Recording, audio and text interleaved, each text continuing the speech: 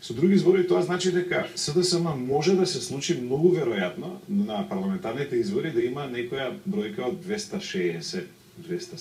илјади гласа, ако вака стојат работите, и тоа да биде резултат што е за 100.000 помалку од минатите парламентарни избори, што гледано од аспект на тоа како СДСМ минувал на сите претходни избори, ќе треба Заев да си поднесе веднаш оставка. Значи, ако Рада, Бучко, сите поднесувале оставки со многу помали резултати, или Бранко Црвенковски на крајот на криштата после локалните избори, тогаш СДСМ е навистина пред еден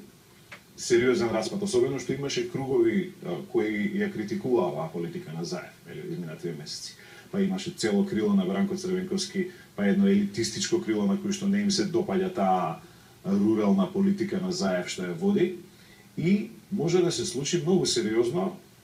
тие кругови дури да формираат одредена политичка структура, партија, на крајот да го расцепат СДСМ, како што му се случи на БСП во Бугарија, како што се случи на Демократската странка во Србија